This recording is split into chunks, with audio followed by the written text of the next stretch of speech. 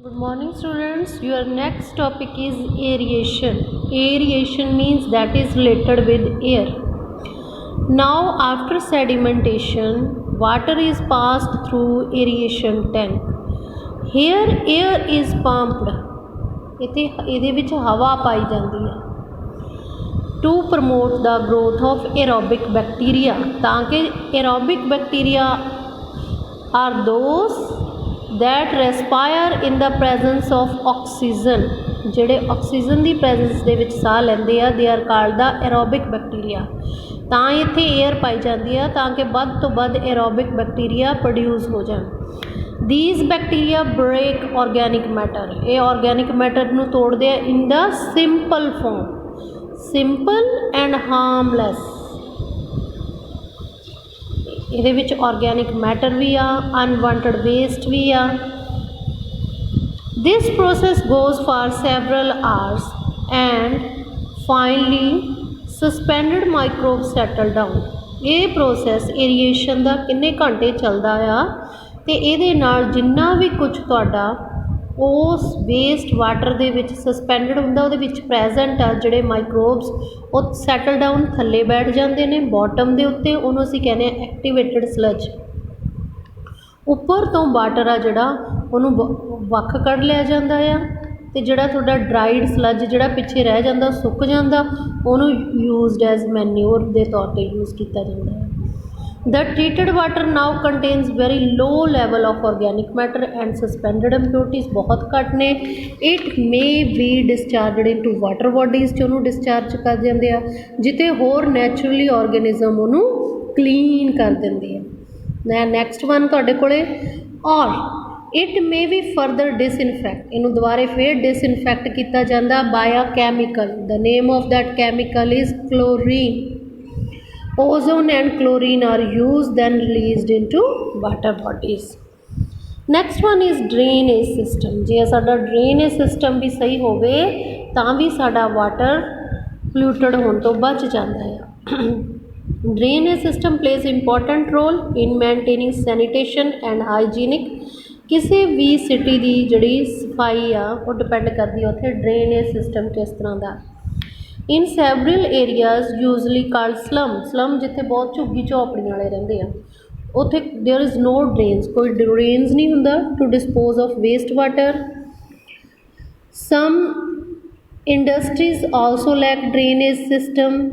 Sewage or waste water in these cases collect in puddles or stagnant in pools. Stagnant ਹੁੰਦਾ ਖੜਾ ਹੋਣਾ, ਉਹ ਇੱਕ ਟੋਏ ਬਣਾ ਲੈਂਦੇ ਨੇ ਜਾਂ ਛੱਪੜ ਦੀ ਤਰ੍ਹਾਂ ਉੱਥੇ ਪਾਣੀ ਖੜਾ ਹੋ ਜਾਂਦਾ ਆ, ਉਹਨਾਂ 'ਚ ਕੋਈ ਡਰੇਨੇਜ ਸਿਸਟਮ ਨਹੀਂ ਹੁੰਦਾ. ਠੀਕ ਆ, ਤਾਂ ਕਰਕੇ ਉਹਨਾਂ ਦਾ ਜਿਹੜਾ ਵੇਸਟ ਵਾਟਰ ਆ ਉਹ ਪੌਂਡਸ ਦੀ ਫੋਰਮ ਦੇ ਵਿੱਚ ਪੂਲਸ ਦੀ ਫੋਰਮ 'ਚ ਖੜਾ ਹੋ ਜਾਂਦਾ ਆ ਲਾਈਕ ਦਿਸ. ਸੱਚ ਪਲੇਸਿਸ ਆਰ ਬਰੀਡਿੰਗ. ਹੁਣ ਇਸ ਜਗ੍ਹਾ ਦੇ ਉੱਤੇ ਇਹ ਬਰੀਡਿੰਗ ਪਲੇਸ ਬਣ ਜਾਂਦੀ ਆ ਮੋਸਕੀਟੋਜ਼ ਦੀ. ਇੱਥੇ ਮੋਸਕੀਟੋਜ਼ ਆਂਡੇ ਦਿੰਦੇ ਆ ਜਿਨ੍ਹਾਂ ਤੋਂ ਨੈਕਸਟ ਜਨਰੇਸ਼ਨ ਹੋਰ ਮੋਸਕੀਟੋ ਪੈਦਾ ਹੋ ਜਾਂਦੇ ਨੇ. ਮੋਸਕੀਟੋ ਦੀ ਸਪੇਸ ਬਣ ਜਾਂਦੀ ਆ. ਫਲਾਈਜ਼ ਦੀ, ਜਰਮਸ ਦੀ ਵਿਚ cause many diseases in man and animal. ਕਿਹੜੀਆਂ ਡਿਜ਼ੀਜ਼ਸ ਕਰਦੇ ਆ? ਯੈਲੋ ਫੀਵਰ, ਮਲੇਰੀਆ ਮੋਸਕੀਟੋ ਕਰਦਾ, ਡੇਂਗੂ, ਹੈਪੇਟਾਈਟਸ, ਪੀਲੀਆ, polio. these are done by these. Moreover, transmission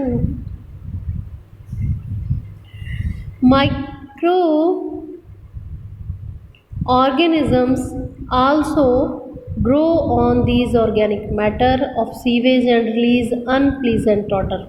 ਤੇ ਇੱਥੇ ਹੋਰ ਮਾਈਕਰੋ ਆਰਗੈਨਿਜ਼ਮ ਵੀ ਇਹਦੇ 'ਤੇ ਪੈਦਾ ਹੋ ਜਾਂਦੇ ਆ ਜਿਨ੍ਹਾਂ ਨਾਲ ਇੱਥੇ ਸਮੈਲ ਬਹੁਤ ਗੰਦੀ ਆਉਂਦੀ ਹੈ. ਇਹ ਤਾਂ ਹੋ ਗਿਆ ਜਿੱਥੇ ਸਾਡੇ ਕੋਲ ਡਰੇਨੇਜ ਸਿਸਟਮ ਹੈ ਨਹੀਂ ਗੇ. ਹੁਣ ਆ ਗਏ ਓਪਨ ਡਰੇਨ ਸਿਸਟਮ. ਤਾਂ ਹੈਗਾ ਪਰ ਉੱਪਰੋਂ ਖੁੱਲ੍ਹਾ ਆ. ਠੀਕ ਆ. In some village and small towns there are open drains. ਖੁੱਲ੍ਹੇ ਡਰੇਨ ਪਏ ਨੇ like this one.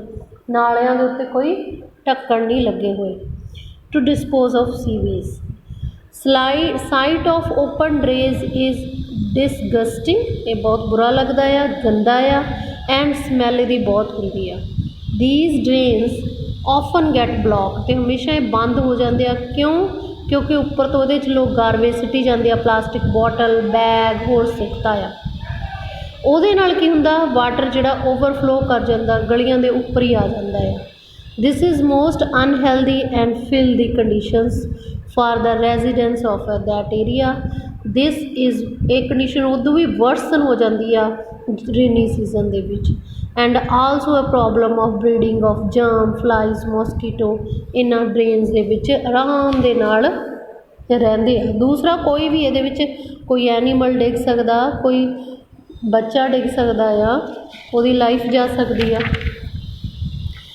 Third one ਆ ਗਏ ਸਾਡੇ ਕੋਲ ਕਵਰਡ ਡਰੇਨੇਜ ਸਿਸਟਮ, ਜਿਨ੍ਹਾਂ ਨੂੰ ਢੱਕਿਆ ਜਾਂਦਾ ਹੈ। ਕਹਿੰਦਾ observing all these problems government is trying their best. Government ਆਪਣਾ ਪੂਰੀ ਕੋਸ਼ਿਸ਼ ਕਰਦੀ ਆ to construct proper drainage system for disposal of sewage. ਇਹਨਾਂ ਨੂੰ ਅਸੀਂ ਕਹਿੰਦੇ ਹਾਂ ਸੀਵਰਸ, ਠੀਕ ਆ। ਸੀਵਰਸ ਕੀ ਨੇ?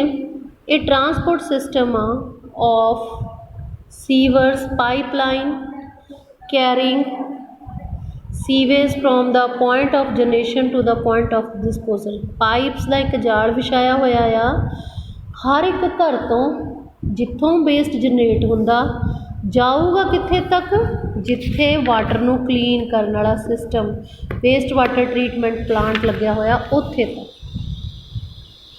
ਸੋ ਦੈਟ ਉਸ ਵਾਟਰ ਦੀ ਟਰੀਟਮੈਂਟ ਕੀਤੀ ਜਾਵੇ ਅਤੇ ਉਹਨੂੰ ਕਲੀਨ ਕਰਕੇ ਵਾਟਰ ਬੋਡੀਜ਼ 'ਚ ਪਾਇਆ ਜਾਵੇ। ਸੀਵਰਸ ਇਨ ਦਾ ਹਾਊਸਿਸ, ਜਿਹੜੀਆਂ ਘਰਾਂ 'ਚ ਪਾਈਪਾਂ ਪਾਈਆਂ ਹੁੰਦੀਆਂ ਨੇ, ਉਹ ਜਾਂ ਤਾਂ ਆਇਰਨ ਦੀਆਂ ਬਣੀਆਂ ਹੁੰਦੀਆਂ ਨੇ ਜਾਂ ਪੋਲੀਵਿਨਾਈਲ ਕਲੋਰਾਈਡ ਦੀਆਂ ਬਣੀਆਂ ਹੁੰਦੀਆਂ ਨੇ। ਇਹਨਾਂ ਦਾ ਸਾਈਜ਼ ਹੁੰਦਾ 8 to 10 ਸੈਂਟੀਮੀਟਰ ਇਨ ਡਾਇਆਮੀਟਰ। ਉਹਨਾਂ ਨੂੰ ਉਸ ਤੋਂ ਬਾਅਦ ਮੇਨ ਜਿਹੜੀਆਂ ਪਾਈਪਸ ਨੇ ਵੱਡੀਆਂ, ਉਹਨਾਂ ਨਾਲ ਜੋੜਿਆ ਜਾਂਦਾ ਆ। ਉਹ ਗਰਾਊਂਡ ਦੇ ਥੱਲੇ ਜੋੜਦੇ ਆ।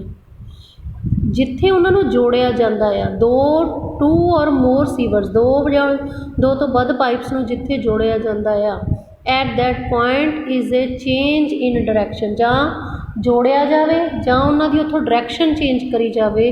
ਅ ਬਿਗ ਹੋਲਸ, ਉੱਥੇ ਵੱਡਾ ਸਾਰਾ ਟੋਆ ਬਣਾ ਲੈਂਦੇ ਆ, ਉਹਨੂੰ ਕਹਿੰਦੇ ਆ ਮੈਨ ਹੋਲ। ਦਿਸ ਵਨ, ਇਹਨੂੰ ਕਵਰਡ ਕਰਦੇ ਆ ਸਟਰੋਂਗ ਅਤੇ ਟਾਈਟ ਕਵਰਸ ਦੇ ਨਾਲ।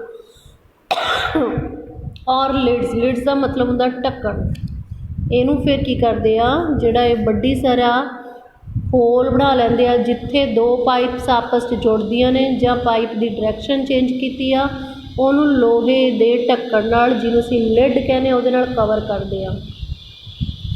Block sewers are cleaned by opening these manholes. ਜੇ ਕੋਈ ਇੱਥੇ ਉਹ ਸੀਵਰੇਜ ਕੁਝ ਫਸ ਵੀ ਗਿਆ, ਇਸ ਮੈਨ ਹੋਲ ਨੂੰ ਖੋਲ੍ਹ ਕੇ ਉਸ ਜਗ੍ਹਾ ਦੀ ਸਫਾਈ ਹੋ ਜਾਂਦੀ ਹੈ। ਨਾਲੇ ਇਹਦੇ ਨਾਲ ਉੱਥੇ ਮੋਸਕੀਟੋਜ਼ ਨਹੀਂ ਹੁੰਦੇ ਅਤੇ ਬਿਮਾਰੀਆਂ ਨਹੀਂ ਫੈਲਦੀਆਂ, ਨੀਟ ਐਂਡ ਕਲੀਨ ਪਲੇਸ ਰਹਿੰਦੀ ਆ।